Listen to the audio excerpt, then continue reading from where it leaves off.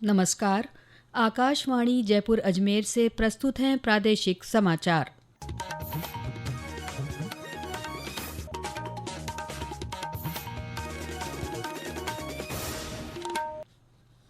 समाचारों के साथ मैं अल्पना राठौड़।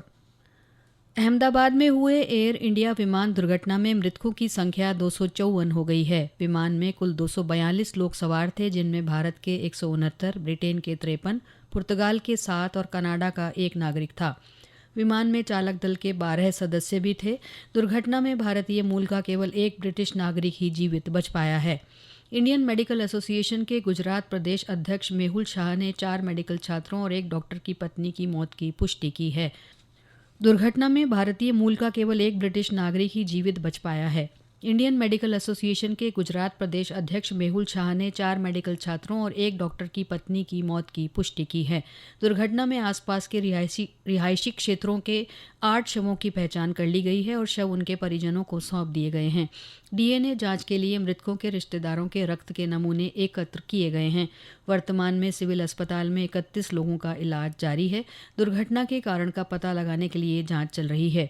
विमान दुर्घटना जांच ब्यूरो की टीम ने दुर्घटना स्थल से विमान का ब्लैक बॉक्स बरामद कर लिया है।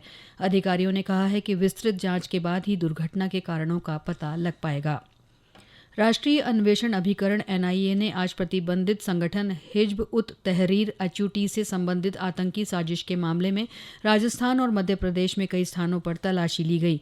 एनआईए ने एक बयान में कहा कि एचयूटी और उसके सदस्यों की गतिविधियों की जांच के तहत झालावाड़ के मनोहर थाना कस्बे में 2 स्थानों पर गहन तलाशी ली गई है। तलाशी के दौरान एनआईए की टीमों ने कई डिजिटल डिवाइस जब्त की हैं। एनआईए ने यह मामला विभिन्न आतंकवादी और कट्टरपंथी नेटवर्क तथा संगठनों को खत्म करने के प्रयासों के तहत दर्ज किया था। मामले की जांच जारी है। आयुष मंत्रालय की ओर से आज नई दिल्ली में एक पृथ्वी एक स्वास्थ्य के लिए योग पर आधारित हाइब्रिड वैश्विक शिखर सम्मेलन योग कनेक्ट का आयोजन किया जा रहा है। कार्यक्रम में 1000 से अधिक प्रतिभागी शामिल हो रहे हैं। शिखर सम्मेलन में बहरीन, अमेरिका, ब्रिटेन और दक्षिण कोरिया सहित 4 से अधिक देशों के विशेषज्ञ भी भाग ले रहे हैं। सम्मेलन के दौरान अंतर्राष्ट्रीय योग दिवस के दशक भर के प्रभाव के अध्ययन संबंधी रिपोर्ट योग प्रभाव जारी की जाएगी। एक दशक में योग के प्रभाव पर एक ई-बुक और योग अनुसंधान के विज्ञान संबंधी विश्लेषण पर रिपोर्ट का अनावरण भी किया जाएगा।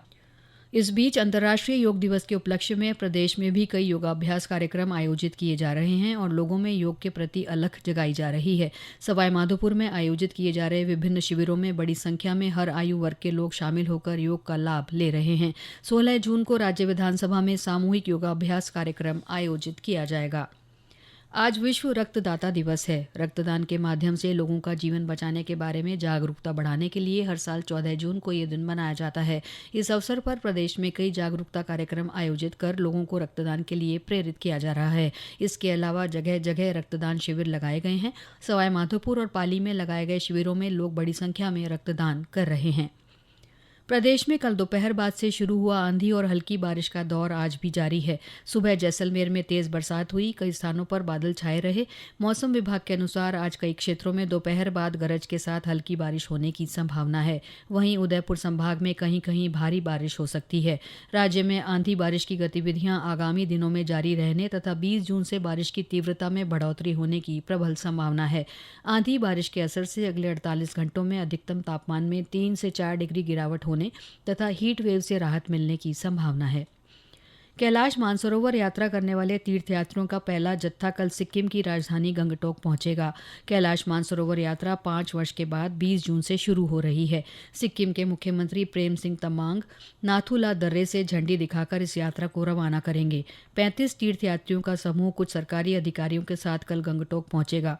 4 दिन यहां ठहरने के बाद सेना तथा सरकार के वरिष्ठ अधिकारी उन्हें आवश्यक जानकारी देंगे। तीर्थयात्रियों का हर जत्था 11 से 12 दिन में कैलाश मानसरोवर की यात्रा पूरी करेगा। इस वर्ष कुल 10 जत्थों को नाथुला दर्रे से कैलाश मानसरोवर यात्रा के लिए भेजा जाएगा। इसके साथ ही प्रादेशिक समाचार बुलेटिन समाप्त हुआ। हमारा अगला बुलेटिन शाम 6:30 बजे प्रसारित होगा। नमस्कार।